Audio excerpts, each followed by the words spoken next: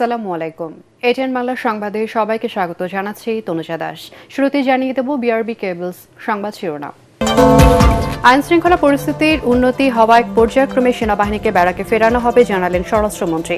সন্ত্রাসীদের বিরুদ্ধে চলা অভিযানে বাদ যাবে না গডফাদাররাও। শাপলা চত্বরে নিহতের তথ্য গোপন করায় বিচারের মুখোমুখি হচ্ছেন দীপু মনি, মোজাম্মেল বাবু ও ফারজানা রূপা। 14 মে ট্রাইব্যুনালে হাজিরের নির্দেশ।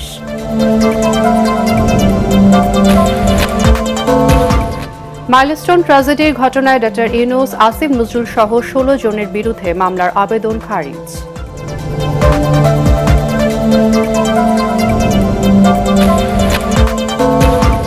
এবং পশ্চিমবঙ্গের মুখ্যমন্ত্রীর পদ থেকে মমতা বন্দ্যোপাধ্যায়কে অব্যাহতি, মন্ত্রিসভা ভেঙে দিলেন রাজ্যপাল।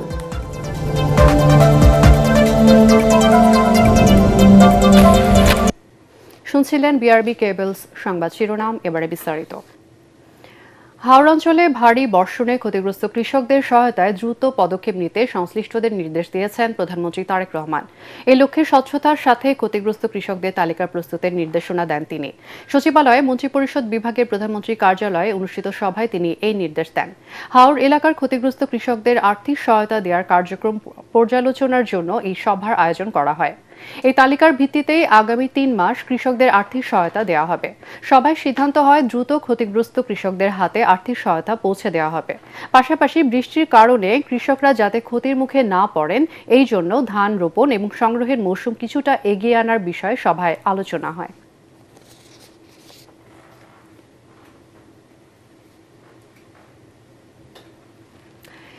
এদিকে টানা বৃষ্টি আর দুর্ভোগের পর ঝলমলে রোদে ধান তোলা ও শুকনোয় ব্যস্ত সময় পার করছেন সুনামগঞ্জের কিষাণীরা।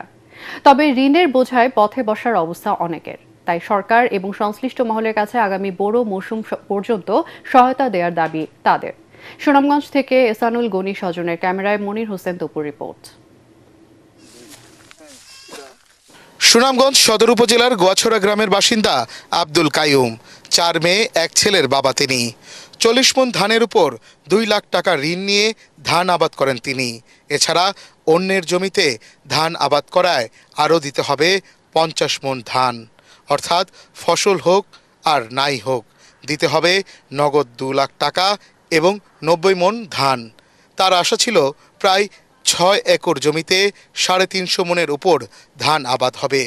সেখানে বৃষ্টির পানিতে ধান পচে যাওয়ায় ঘরে তুলতে পেরেছেন 60 থেকে 70 মণ ধান।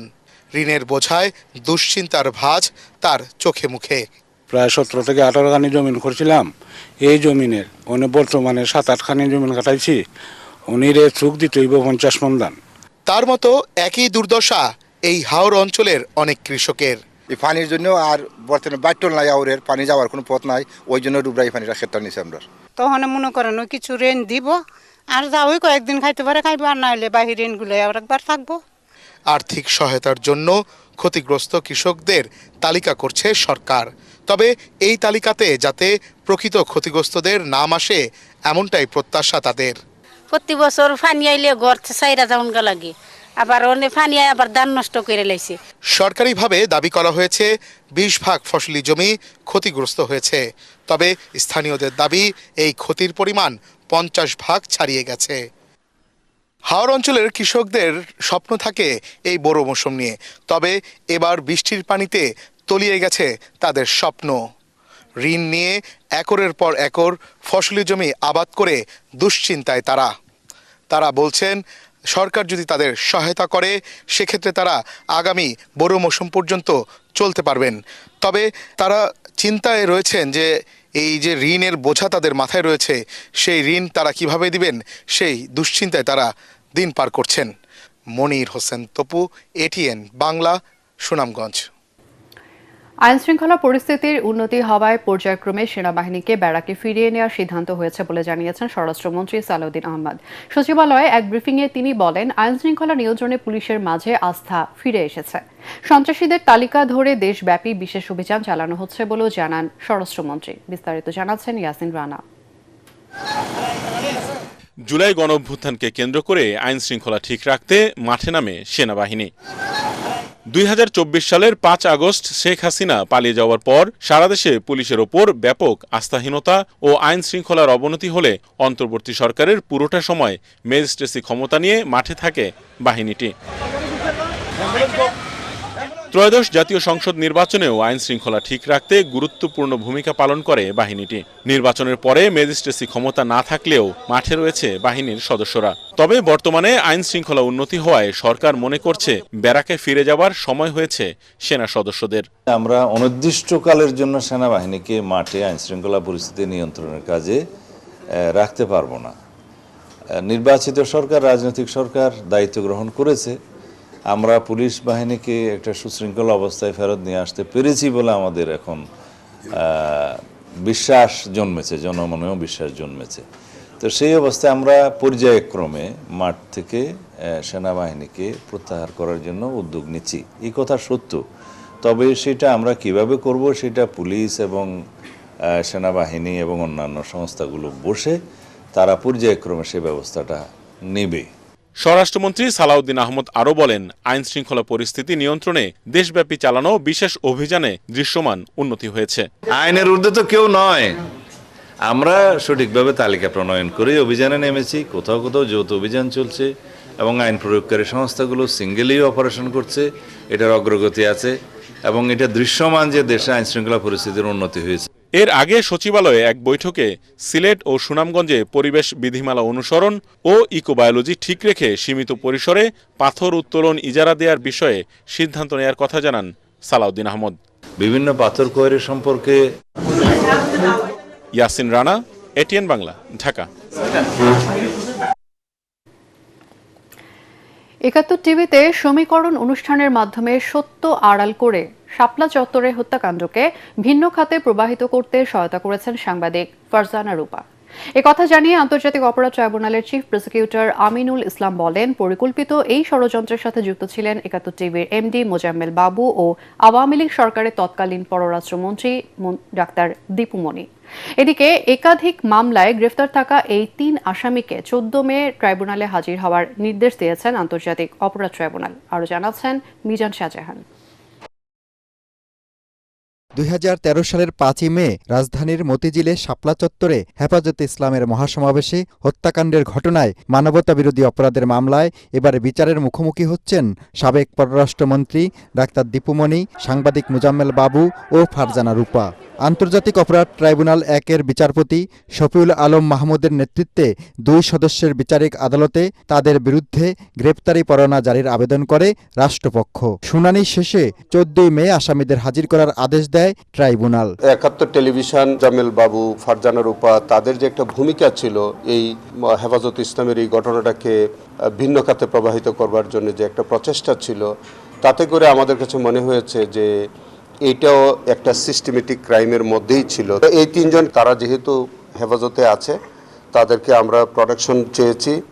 আগামী তারিখে আমরা হয়তো আমাদের এই কেসে শোন অ্যারেস্ট দেখাবো এবং সেখানে দেখানোর পরে তাদেরকে আমরা সেফ হোমে নিয়ে আমাদের প্রয়োজনীয় জিজ্ঞাসাবাদ করব। চিফ প্রসিকিউটর আরও জানান, ৫ই মে ইন্টারনেট বন্ধ ও ২টি টেলিভিশন চ্যানেল দিগন্ত ও ইসলামিক টিভি বন্ধের সাথে জড়িতদেরও বিচারের আওতায় আনা হবে। যে 2টি টেলিভিশন চ্যানেল বন্ধ করা হয়েছিল যারা লাইভ টেলিকাস্ট করতেছিল, আমরা ইতিমধ্যে তাদের ইনভেস্টিগেশন আমরা সবগুলো নিয়ে আসতেছি। যারা সম্পৃক্ততা আছে এর মধ্যে কেউ আমাদের কাছ থেকে পার পাবে না। এর আগে সকালে হেফাজতে ইসলামের যুগ্ম মহাসচিব আজিজুল হক ইসলামাবাদীর নেতৃত্বে একটি প্রতিনিধি দল প্রসিকিউশন টিমের সদস্যদের সাথে বৈঠক করে।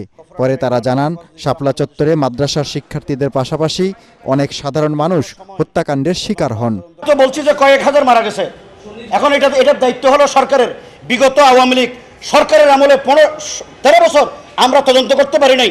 যারা মারা গেছে লাশ দাফন করার জন্য সুযোগ দেয় নাই, জানাজা পড়তে সুযোগ দেয় নাই। এদিকে জুলাই গণঅভ্যুত্থানে রাজধানীর মোহাম্মদপুরে 9 জনকে হত্যা মামলায় পলাতক আওয়ামী লীগ নেতা জাহাঙ্গীর কবির নানক ও ব্যারিস্টার শেখ ফজলুনুর তাপস সহ 28 জনের বিরুদ্ধে অভিযোগ গঠনের আদেশের দিন পরিবর্তন করে 10ই মে ঠিক করেছেন ট্রাইব্যুনাল। মিজান শাহজাহান, এটিএন বাংলা, ঢাকা। দুর্নীতি দমন কমিশন দুদক সংস্কার ও পুনর্গঠনের আশ্বাস দিয়েছেন প্রধানমন্ত্রী তারেক রহমান। একথা জানিয়েছেন টিআইবির নির্বাহী পরিচালক ডক্টর ইফতেখারুজ্জামান। সচিবালয়ে প্রধানমন্ত্রীর সাথে বৈঠক শেষে তিনি একথা জানান। এ সময় দুর্নীতি দমনে আন্তর্জাতিক মানদণ্ড অনুসরণ, জবাবদিহিতা বৃদ্ধি এবং সুশাসন নিশ্চিত করতে সরকারকে বিভিন্ন পরামর্শ দেওয়ার কথাও জানান ডক্টর ইফতেখারুজ্জামান। দেখুন ইয়াসিন রানার আরেকটি রিপোর্ট। সচিবালয়ে প্রধানমন্ত্রী তারেক রহমানের সাথে বৈঠক করেন ট্রান্সপারেন্সি ইন্টারন্যাশনাল বাংলাদেশের নির্বাহী পরিচালক ডক্টর ইফতেখারুজ্জামান। এ সময় প্রধানমন্ত্রী তার দেয়া বিভিন্ন পরামর্শ অনুযায়ী ব্যবস্থা নেয়ার আশ্বাস দেন। বৈঠক শেষে ব্রিফিংয়ে ইফতেখারুজ্জামান বলেন, 2028 সালে দুর্নীতি বিরোধী আন্তর্জাতিক কনফারেন্স বাংলাদেশে আয়োজনের বিষয়ে সম্মতি দিয়েছেন প্রধানমন্ত্রী। আন্তর্জাতিক দুর্নীতি বিরোধী কনফারেন্স সেটি বাংলাদেশে হোস্ট করা উচিত আমরা মনে করি, আমি টিআইবি মনে করি, এবং এই প্রস্তাবটি নিয়ে আমি আজকে মাননীয় প্রধানমন্ত্রীর সাথে কথা বলেছি। তিনি এক বাক্যে আমার সাথে একমত হয়েছেন, সম্মত হয়েছেন যে তিনি নীতিগতভাবে একমত। দুর্নীতি দমন ও সুশাসন নিশ্চিতে বেশ কিছু পরামর্শ দেওয়ার কথাও জানান তিনি। নির্বাচনী ইশতেহার এবং এর আগের 31 দফা এবং জুলাই সনদ, এর মধ্যে মূলত সুশাসন এবং দুর্নীতি প্রতিরোধক বিষয়ক যে অঙ্গীকারগুলো আছে, যে প্রত্যয়গুলো আছে, ঘোষণাগুলো আছে, সেগুলা বাস্তবায়নের লক্ষ্যে কি সরকারের কি করণীয় সে বিষয়ে টিআইবি বেশ কিছু পরামর্শ সংশ্লিষ্ট সম্পর্কিত ডকুমেন্ট ইতিমধ্যে আমরা সরকারের কাছে উপস্থাপন প্রেরণ করেছিলাম। সম্পূর্ণ ইতিবাচকভাবেই তিনি আমাদের পরামর্শগুলো শুনেছেন এবং বলেছেন যে আমাদের সাথে প্রায় শতভাগ একমত এবং চেষ্টা করবেন সেগুলো বাস্তবায়নের জন্য সরকারের সাধ্যমতো অগ্রসর হওয়ার জন্য। বৈঠকে দুর্নীতির বিরুদ্ধে সরকারের কঠোর অবস্থানের কথা প্রধানমন্ত্রী পুনর্ব্যক্ত করেছেন বলে জানান টিআইবির এই শীর্ষ ব্যক্তি। ইয়াসিন রানা, এটিএন বাংলা, ঢাকা। দেশের সকল ওয়াকফ স্টেটের ভাড়া এবং ইজারা মূল্য বৃদ্ধির সিদ্ধান্ত নিয়েছে সরকার। প্রধানমন্ত্রী তারেক রহমানের সঙ্গে বাংলাদেশ ওয়াকফের প্রশাসক সাফিস উদ্দিন আহমেদের সৌজন্য সাক্ষাতে এই সিদ্ধান্ত নেওয়া হয়। সচিবালয়ের প্রধানমন্ত্রী দপ্তরে অনুষ্ঠিত সাক্ষাতে ওয়াকফ সংক্রান্ত বিভিন্ন বিষয় নিয়ে কথা বলেন তারা। পরে ব্রিফিংয়ে বিষয়টি নিশ্চিত করেন ধর্মমন্ত্রী শাহ মোজাম্মেল হোসেন কায়কোবাদ। এবারের হজ যাত্রা গতবারের চেয়ে নির্বিঘ্নে হয়েছে বলেও জানান তিনি। যে উদ্দেশ্যে ওনারা ওয়াকফ করে গেছেন সেই উদ্দেশ্যে যেন উপার্জিত আয়গুলি ব্যয় করা হয়, যাতে এখানে থাকবে না চুরি, থাকবে না দুর্নীতি, থাকবে না কোনো অন্যায়। অংশীজনদের স্বার্থ সংরক্ষণ করে বর্তমান সরকার স্বাধীন গণমাধ্যম নীতিমালা করতে চায় বলে জানিয়েছেন তথ্যমন্ত্রী জহির উদ্দিন স্বপন। বর্তমানে তথ্য প্রবাহের বাইরে থাকা বা তা বন্ধ রাখার শক্তি সরকারের নেই জানিয়ে তিনি বলেন, নিয়ন্ত্রণ নয়, সভ্য দেশগুলোর মতো বাংলাদেশও গণমাধ্যমকে মুক্ত রাখতে চায় সরকার। রাজধানীতে 3 দিন ব্যাপী দ্বিতীয় আইসিবিসি এক্সপোর উদ্বোধনে তিনি এসব কথা বলেন। বিস্তারিত জানাচ্ছেন সৈয়দ রিয়াজ। রাজধানীর বসুন্ধরা কনভেনশন সেন্টারে শুরু হলো 3 দিনব্যাপী দ্বিতীয় international cable TV broadcast and communication ICBC expo. দেশের কেবল টেলিভিশন এবং ব্রডকাস্টিং শিল্পকে আরও আধুনিক ও প্রযুক্তি নির্ভর করতে এই মেলা নতুন সম্ভাবনার দ্বার উন্মোচন করবে বলে আশা সংশ্লিষ্টদের। আমরা যে চ্যানেলগুলো নিয়ে গ্রাহক সেবাটা গ্রাহকের কাছে পৌঁছে দিচ্ছি, এই চ্যানেলগুলো একটি অসাধু চক্র পাইরেসি করে চালিয়ে দিচ্ছে। ডিজিটাল সম্প্রচার, fibre network, smart set top box, IPTV এবং আধুনিক কন্টেন্ট ডেলিভারি পদ্ধতি কেবল খাতে নতুন যুগের সূচনা করেছে বলে জানান উদ্যোক্তারা। না হলো 3 কোটি জনগণ আমাদের গ্রাহক, যে গ্রাহকদেরকে আমরা এই সেবাটি দিয়ে আসছি, যেই সেবা থেকে সরকারের একটি বিপুল পরিমাণ রাজস্ব আয় হওয়া সম্ভব। আমরা যারা টেলিভিশন আমরা চাই গ্রাহক প্রতি আমাদেরকে 1 টাকা করে দিতে, 1 টাকা, তাহলে আমাদের টেলিভিশনগুলো বেঁচে যাবে। আর এখানে সবচেয়ে বেশি আমি মনে করি লাভবান হবে আমাদের দেশ। তো আমি আশা করব যে আমাদের বর্তমান তথ্যমন্ত্রী মহোদয় বিষয়টিকে খুব সিরিয়াসলি নেবেন। আইসিবিসি এক্সপো 2026 উদ্বোধনে তথ্য ও সম্প্রচার মন্ত্রী বলেন, গণমাধ্যমে কোনো রকম কর্তৃত্ব প্রতিষ্ঠা বা নিয়ন্ত্রণ করতে চায় না সরকার, তবে সংশ্লিষ্ট খাতে শৃঙ্খলা ফিরিয়ে আনা জরুরি বলে মন্তব্য করেন তিনি। একটা ডিজিটাল প্যারামিটার দরকার, যার দ্বারা আমরা তথ্য সংগ্রহ করব। এই দুটো জিনিস হাতে পাওয়ার পরই আমরা আমাদের সকলের সম্মতিক্রমে ডিজিটাল বেসড মিডিয়া পলিসি আমরা রোডম্যাপ ডিক্লেয়ার করব এবং যার সব কিছুর অভিভাবক হবে একটা স্বাধীন গণমাধ্যম কমিশন। এ সময় কেবল অপারেটরদের শুধু লাভের ব্যাপারটি না দেখে পরিবেশ রক্ষারও পরামর্শ দেন মন্ত্রী। শুভ উদ্বোধনের ঘোষণা করছি। পরে মেলার উদ্বোধন করেন তিনি। এই মেলা চলবে 9 এপ্রিল শনিবার পর্যন্ত। সৈয়দ রিয়াজ, এটিএন বাংলা, ঢাকা। নবায়নযোগ্য জ্বালানির ব্যবহার বাড়াতে রাজধানীর প্রতিটি বাসায় সোলার প্যানেল বসানোর উদ্যোগ নেওয়া হবে বলে জানিয়েছেন বিদ্যুৎ ও জ্বালানি মন্ত্রী ইকবাল হাসান মাহমুদ টুকু। রাজধানীর আগারগাঁয়ে বাংলাদেশ চীন মৈত্রী সম্মেলন কেন্দ্রে 3 দিন ব্যাপী বিদ্যুৎ ও নির্মাণ সরঞ্জামের মেলা উদ্বোধন করে তিনি বলেন, জাতীয় গ্রিডে লোড কমাতে এই সিদ্ধান্ত নেওয়া হয়েছে। এজন্য সোলার পাওয়ারকে সহজলভ্য করা হবে বলেও জানান তিনি। জুনের মধ্যে সংক্রান্ত নীতিমালাও প্রণয়ন করা হবে। মন্ত্রী আরও বলেন, বিদ্যুতের দাম বৃদ্ধি নিয়ে এখনো কোনো সিদ্ধান্ত হয়নি। শহর থেকে বাংলাদেশে যত শহর আছে, এই শহরে যে রুফটপ আছে, এই রুফটপ গুলোতে আপনারা প্রাইভেট যারা এই রুফটপ গুলোতে সোলার দিয়ে এবং যে বাড়ির ছাদে দিলেন সেই বাড়িকে আপনারা বিদ্যুৎ দিলেন এবং আপনারা মাস শেষে যে আপনাদের যে নেট ক্যালকুলেটর আছে সেই যে ক্যালকুলেটর থেকে বিলটা নিয়ে আসলেন। বাড়িওয়ালা তো ছাদ এমনি দিবেন, আপনাদের কিছুটা ভাড়াও তাদের দিতে হবে, ওইটা আপনাদের বিল থেকে রিডাকশন করে দেবেন। ত্রয়োদশ জাতীয় সংসদের দ্বিতীয় অধিবেশন বসবে আগামী 7 জুন রবিবার। 2026-27 অর্থ বছরে বাজেট উপস্থাপিত হবে এই অধিবেশনে। এক বিজ্ঞপ্তিতে রাষ্ট্রপতি মোহাম্মদ শাহাবুদ্দিন এই অধিবেশন আহ্বান করেন। সংবিধানের 72 অনুচ্ছেদের এক দফায় প্রদত্ত ক্ষমতাবলে রাষ্ট্রপতি এই বাজেট অধিবেশন আহ্বান করেছেন। 7 জুন বিকেল 3টায় শুরু হবে অধিবেশন। পরের দিনই সংসদে বাজেট উপস্থাপন করবেন অর্থমন্ত্রী আমির খসরু মাহমুদ চৌধুরী। এটি হবে ত্রয়োদশ জাতীয় সংসদের প্রথম বাজেট অধিবেশন। একই সাথে প্রধানমন্ত্রী তারেক রহমানের নেতৃত্বে বিএনপি সরকারের প্রথম বাজেট। সংসদের প্রথম অধিবেশন শুরু হয়েছিল গত 12 মার্চ। রাজধানীর উত্তরায় মাইলস্টোন স্কুল অ্যান্ড কলেজে বিমান বাহিনীর যুদ্ধ বিমান বিধ্বস্তের ঘটনায় অন্তর্বর্তী সরকারের সাবেক প্রধান উপদেষ্টা ডক্টর মোহাম্মদ ইউনূস সহ 16 জনের বিরুদ্ধে মামলার আবেদন খারিজ করে দিয়েছেন আদালত। ঢাকার মহানগর হাকিম আরিফুল ইসলামের আদালতে এই আবেদন করেন নিহত এক শিক্ষার্থীর পরিবার। এতে সংশ্লিষ্টদের বিরুদ্ধে দায়িত্ব অবহেলার অভিযোগ আনা হয়।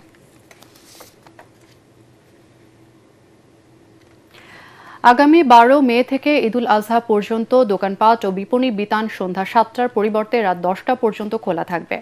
এক ভিডিও বার্তায় এ তথ্য নিশ্চিত করেছেন দোকান মালিক সমিতির সভাপতি হেলাল উদ্দিন। তবে অতিরিক্ত আলোকসজ্জা বা বিদ্যুৎ ব্যবহার না করার আহ্বান জানিয়েছেন তিনি। জ্বালানি সংকটের কারণে গত 3 এপ্রিল থেকে সন্ধ্যা 6টার মধ্যে দোকানপাট বন্ধের নির্দেশনা দিয়েছিল সরকার। পরে ব্যবসায়ী সংগঠনগুলোর সঙ্গে বৈঠকে 5 এপ্রিল থেকে 1 ঘন্টা বাড়িয়ে সন্ধ্যা 7টা পর্যন্ত দোকানপাট ও মার্কেট খোলা রাখার সিদ্ধান্ত নেওয়া হয়। ইউক্রেন যুদ্ধে রাশিয়ার পক্ষে লড়তে বাংলাদেশ থেকে কর্মী প্রেরণের অভিযোগে British Sarkar dream home travels and tours লিমিটেডের উপর নিষেধাজ্ঞা দিয়েছে। ব্রিটিশ সরকারের নিষেধাজ্ঞা বিষয়ক ওয়েবসাইটে এই তথ্য জানানো হয়। একই সাথে বিশ্বের 35 ব্যক্তি ও প্রতিষ্ঠানের বিরুদ্ধেও নিষেধাজ্ঞা দিয়েছে দেশটি। নিষেধাজ্ঞা পত্রে দেশটির স্যাংশন মিনিস্টার স্টিফান ডাউটি বলেছেন, রাশিয়া ইউক্রেনের বিরুদ্ধে যুদ্ধে জনবল এবং সামরিক সক্ষমতা বাড়াতে বিভিন্ন দেশের অভিবাসী কর্মীদের প্রতারণার মাধ্যমে নিয়োগ দিয়ে আসছিল এসব ব্যক্তি ও প্রতিষ্ঠান। যুদ্ধক্ষেত্র সহ তাদের পাঠানো হতো অস্ত্র ও ড্রোন কারখানায়। মানব পাচার চক্র ভাঙতেই নিষেধাজ্ঞা কার্যকর করা হয়েছে বলেও উল্লেখ করেছেন স্টিফান।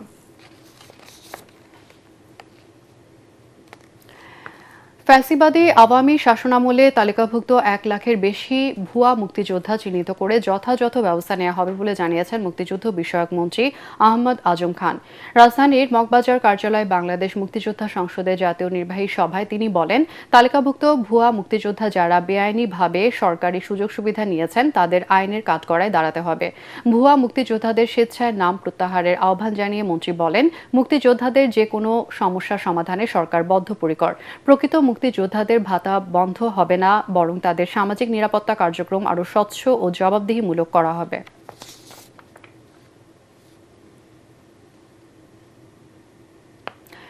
দেশের সংস্কার ও জুলাই গণহত্যার বিচার বাস্তবায়ন করতে হলে এনসিপিকেই দায়িত্ব নিতে হবে বলে মন্তব্য করেছেন দলটির আহ্বায়ক নাহিদ ইসলাম।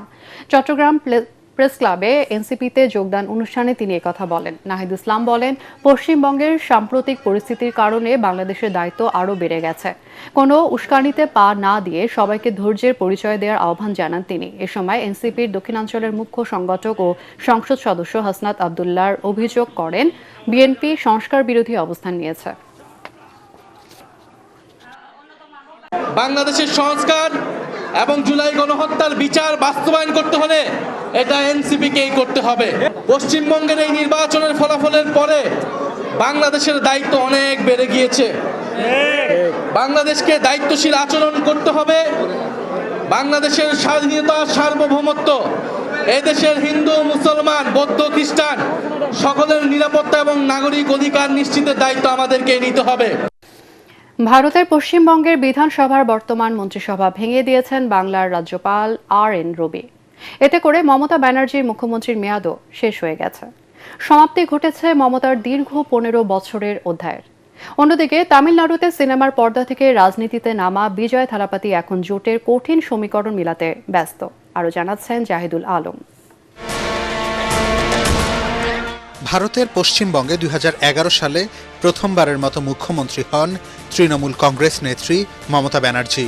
এরপর টানা 3 বার এ দায়িত্ব পালন করেন। গত 4 মে পশ্চিমবঙ্গের বিধানসভার নির্বাচনে ভোটের ফল প্রকাশ করা হয়। এতে তৃণমূলকে হারিয়ে 200-এরও বেশি আসনে জয় পেয়ে সরকার গঠনের সুযোগ পায় বিজেপি। তবে প্রথা অনুযায়ী সাবেক মুখ্যমন্ত্রী মমতা ব্যানার্জি রাজভবনে গিয়ে পদত্যাগ করতে অস্বীকৃতি জানান। এতে করে সেখানে সাংবিধানিক সংকট সৃষ্টির শঙ্কা তৈরি হয়। তবে এর আগেই বৃহস্পতিবার রাতে রাজ্যপাল RN রবি মন্ত্রিসভা ভেঙে দেন। ফলে এখন 9 মে নতুন সরকারের শপথ গ্রহণের আগ পর্যন্ত পশ্চিমবঙ্গে জারি থাকবে রাষ্ট্রপতির শাসন। অন্যদিকে দক্ষিণের রাজ্য তামিলনাড়ুর রাজনীতিতে ব্লকবাস্টার এন্ট্রি দিয়েও প্রয়োজনীয় আসন হাউসফুল করতে পারেননি থালাপাথি বিজয়ের টিভিকে। 234 আসনের বিধানসভায় সরকার গঠনে 118 আসন দরকার হলেও টিভিকে পেয়েছে 108টি। 5 আসন জেতা ইন্ডিয়ান ন্যাশনাল কংগ্রেস বিজয়ের দলকে সমর্থন দিলেও শর্ত দিয়েছে AIADMK কিংবা NDA-কে যেন জোটে নেওয়া না হয়। ফলে সরকার গঠনে এখনো দরকার অন্তত 5টি আসন। জোটের এই জটিল অঙ্ক মেলাতেই CPI, CPM এবং ভিসিকের সমর্থনের দিকে তাকিয়ে আছে বিজয়ের দল। জাহিদুল আলম, ATN বাংলা।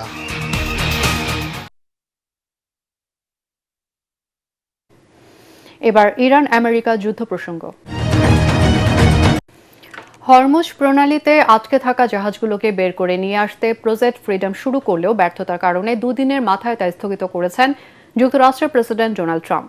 মার্কিন সংবাদ মাধ্যম NBC জানিয়েছে, এই অভিযানের জন্য যুক্তরাষ্ট্রকে নিজেদের আকাশসীমা ব্যবহারের অনুমতি দেয়নি সৌদি আরব। এর ফলে ট্রাম্প এটি স্থগিত করতে বাধ্য হয়েছেন।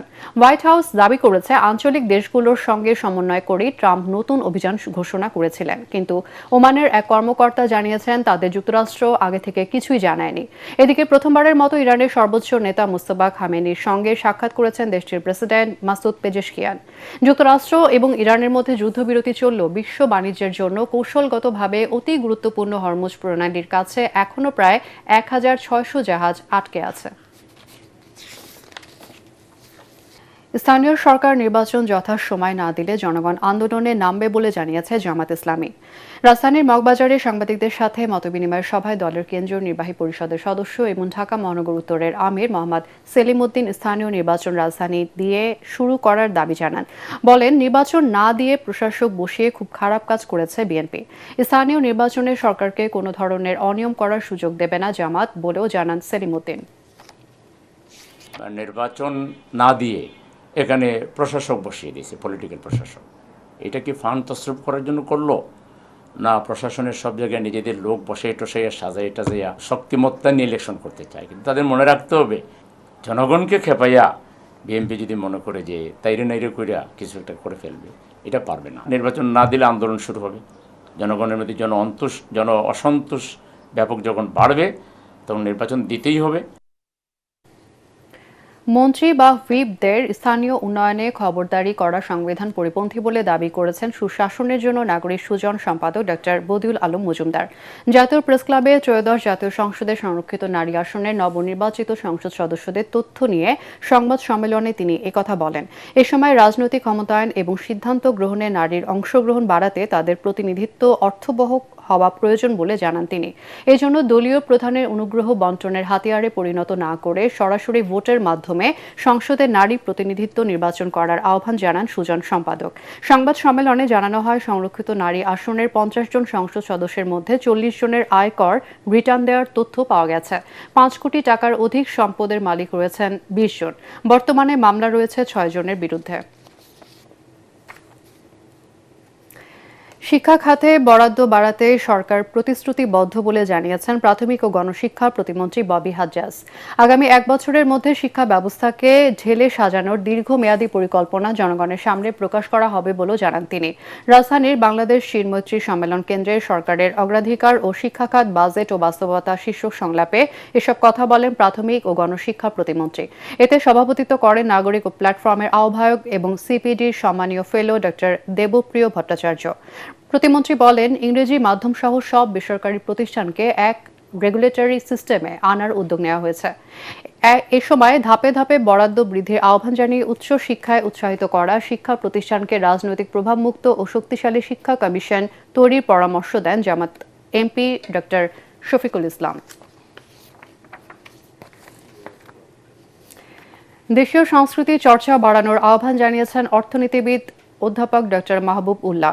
রাজধানীর শিশু একাডেমিতে বাংলাদেশ সাংস্কৃতিক কর্মী দলের 43 বছর পূর্তি উপলক্ষে আয়োজিত আলোচনা সভায় একথা বলেন তিনি। তিনি আরও বলেন, আধুনিকতার বেড়াজালে বর্তমান প্রজন্ম আটকে আছে। আধুনিকতার ছোঁয়ায় অনেক সংস্কৃতি গ্রাম থেকে শহরে এসে হারিয়ে যাচ্ছে বলে মনে করেন তিনি। এবার পূবালী ব্যাংক বাণিজ্য সংবাদ।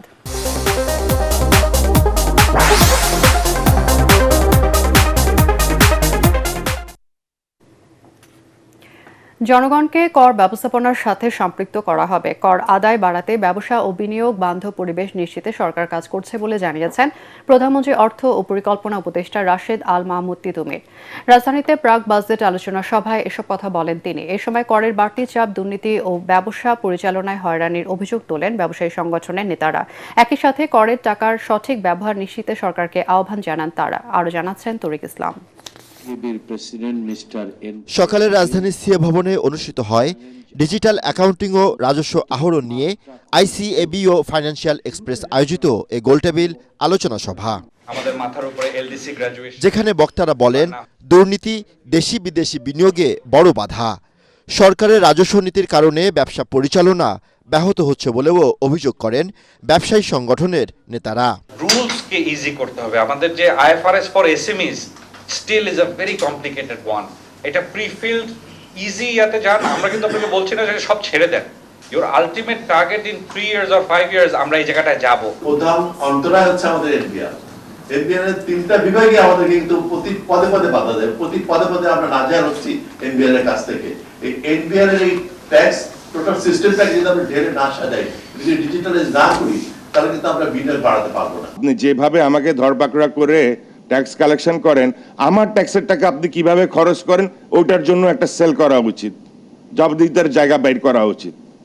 আপনি ব্রিজ বানাবেন রাস্তা ছাড়া, অথবা রাস্তা বানাবেন ব্রিজ ছাড়া আমার টাকা দিয়া, আর আমারে বলবেন যে টাকা নাই।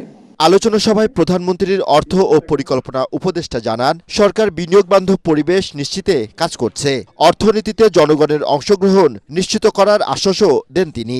বিনিয়োগ হইতে হবে, শিল্পায়ন হতে হবে। অর্থনীতির আকার যদি না বাড়ে, করের আকার বাড়বে না। আমরা এখন মনে করি যে আমরা একটা ধ্বংসপ্রাপ্ত অর্থনীতি আছে, সেই অর্থনীতিকে আপনি যদি সামনের দিকে যেতে চান, তাহলে মাননীয় প্রধানমন্ত্রী যে কথাটি বলেছেন, তিনি মানবিক গণতান্ত্রিক কল্যাণ রাষ্ট্র দেখতে চান। আগামী বাজেটে স্বাস্থ্য ও শিক্ষা খাতে বরাদ্দ বাড়াতে সরকার কাজ করছে বলেও জানান উপদেষ্টা। তরিক ইসলাম, এটিএন বাংলা, ঢাকা। আন্তর্জাতিক সংবাদ।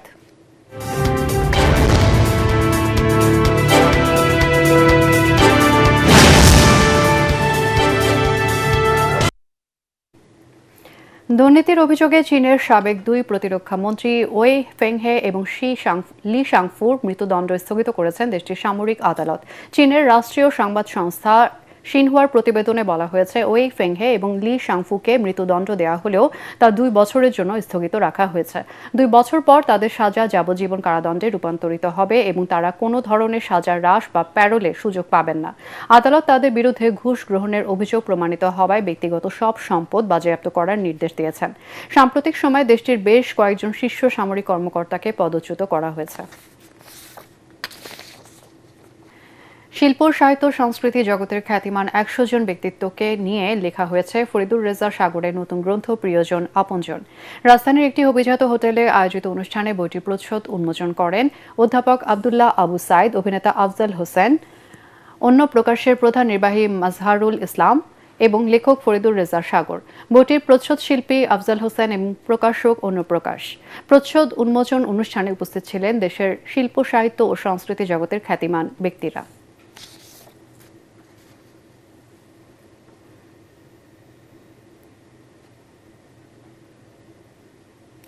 নেপালের রাজধানী কাঠমান্ডুতে চলছে 5 দিন ব্যাপী সাউথ এশিয়ান ট্রেড ফেয়ার। রপ্তানি উন্নয়ন ব্যুরোর আর্থিক সহযোগিতা এবং বাংলাদেশ দূতাবাসের তত্ত্বাবধানে মেলায় অংশ নিয়েছে বাংলাদেশ। উদ্বোধনী অনুষ্ঠানে উপস্থিত ছিলেন নেপালে নিযুক্ত বাংলাদেশের রাষ্ট্রদূত শফিকুর রহমান, নেপাল সরকারের কর্মকর্তা, কূটনীতিক, ব্যবসায়ী ও গণমাধ্যম প্রতিনিধিরা। দক্ষিণ এশিয়ার বিভিন্ন দেশের 200টির বেশি প্রতিষ্ঠানের মধ্যে বাংলাদেশের 24টি প্রতিষ্ঠান তৈরি পোশাক, চামড়াজাত এবং পাটজাত পণ্য, হস্তশিল্প সহ নানা পণ্য প্রদর্শন করছে। এবার খেলার খবর।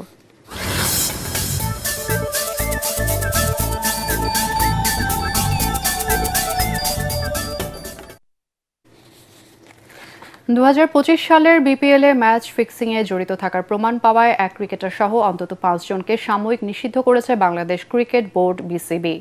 এক সংবাদ বিজ্ঞপ্তিতে বিসিবি তাদের নাম প্রকাশ করেছে।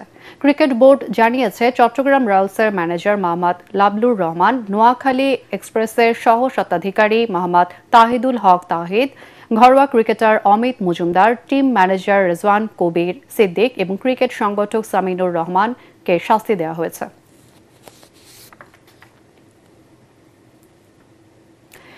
বিশ্ব টেস্ট চ্যাম্পিয়নশিপে নিজেদের অবস্থানের উন্নতি করতে চায় বাংলাদেশ। ম্যাচ পূর্ব সংবাদ সম্মেলনে তেমনটাই জানান বাংলাদেশ দলের অধিনায়ক নাজমুল হোসেন শান্ত। এদিকে পাক অধিনায়ক শান মাসুদ স্বাগতিকদের প্রশংসা করে বলেন, ভালো ব্র্যান্ডের ক্রিকেট খেলে জয়ের আশা তাদের। শুক্রবার মিরপুর শেরেবাংলা স্টেডিয়ামে বাংলাদেশ ও পাকিস্তানের মধ্যকার 2 ম্যাচের প্রথম টেস্টটি শুরু হবে সকাল 10টায়। আরও জানাচ্ছেন পরাগ আরমান। দীর্ঘদিন পরে টেস্ট খেলতে নামবে বাংলাদেশ। লাল বলের ম্যাচে টাইগারদের প্রতিপক্ষ পাকিস্তান। তার জন্য প্রস্তুতিতেও কমতি নেই স্বাগতিক শিবিরে। সম্প্রতি পেস বোলিংয়ে ঈর্ষণীয় উন্নতি করেছে ফিল সিমন্সের শিষ্যরা। মিরপুরের পিচ বরাবরই আলোচনায় থাকে। সংবাদ সম্মেলনে বাংলাদেশ দলের অধিনায়ক নাজমুল হোসেন শান্ত জানান, উইকেট যেমনই হোক ভালো খেলার প্রত্যাশা তাদের। রিসেন্টলি যদি আপনি মিরপুরের উইকেট দেখেন, স্পেশালি হোয়াইট বল ক্রিকেট আমরা যে কয়েকটা সিরিজ খেললাম, আগের থেকে অনেক বেটার উইকেট, ভালো উইকেট। সো এখন আশা করা যেতেই পারে যে স্লোলি এই জায়গাটাতে ব্যাটসম্যানরা আরেকটু ভালোভাবে ব্যাটিং করতে পারবে। আগেরবার বিশ্ব টেস্ট চ্যাম্পিয়নশিপে পয়েন্ট টেবিলের 7 নম্বরে ছিল বাংলাদেশ। এবার শান্তর লক্ষ্য অবস্থানের উন্নতি করার। এবছর টার্গেট থাকবে আমার মনে হয় যে তার থেকে আরেকটু যদি বেটার পারফর্ম করতে পারি, 4-5 এরকম যদি শেষ করতে পারি খুবই ভালো লাগবে। এদিকে পাকিস্তানের চেনা প্রতিপক্ষ বাংলাদেশ। 2 দল ইতিমধ্যেই 15টি টেস্ট ম্যাচ খেলেছে। 2024 সালের আগস্টে রাওয়ালপিন্ডিতে 2 ম্যাচের সিরিজে স্বাগতিকদের হোয়াইট ওয়াশ করেছিল টাইগাররা। সংবাদ সম্মেলনে পাকিস্তানের অধিনায়ক শান মাসুদ জানান, সেই পরাজয়ের প্রতিশোধ নয়, ভালো খেলে জয় চান তারা। আমরা জানি ওদের শক্তিমত্তার ব্যাপারে। মুলতানে 26 রানে 6 উইকেট হারিয়েও ম্যাচ জিতেছিল। আমরা কাউকে হালকাভাবে নিব না, আবার প্রতিশোধের কথাও ভাবছি না। আমরা ভালো খেলে জিততে চাই। পাকিস্তানের অধিনায়ক জানান, বাংলাদেশের বিপক্ষে খেলাটা বরাবরই চ্যালেঞ্জিং। সেই চ্যালেঞ্জে তারা জিততে চান। আপাতত জয়ের দিকেই নজর তাদের। পরাগ আরমান, এটিএন বাংলা, ঢাকা। শেষ করার আগে বিআরবি কেবলস সংবাদ শিরোনাম আরও একবার। আইনশৃঙ্খলা পরিস্থিতির উন্নতি হওয়ায় পর্যায়ক্রমে সেনাবাহিনীকে ব্যারাকে ফেরানো হবে জানালেন স্বরাষ্ট্রমন্ত্রী। সন্ত্রাসীদের বিরুদ্ধে চলা অভিযানে বাদ যাবে না গডফাদাররাও। শাপলা চত্বরে নিহতের তথ্য গোপন করার অভিযোগে বিচারের মুখোমুখি হচ্ছেন দীপু মনি, মোজাম্মেল বাবু ও ফারজানা রূপা। 14 মে ট্রাইব্যুনালে হাজিরের নির্দেশ। মাইলস্টোন ট্র্যাজেডির ঘটনায় ডক্টর ইউনূস, আসিফ নজরুল সহ 16 জনের বিরুদ্ধে মামলার আবেদন খারিজ।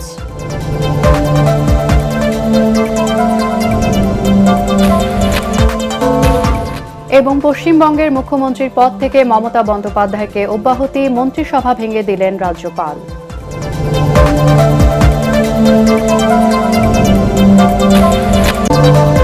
আর এই ছিল এখনকার সংবাদ। আমাদের ATN বাংলা সংবাদ ইউটিউবে দেখতে ব্রাউজ করুন youtube/ATN Bangla News।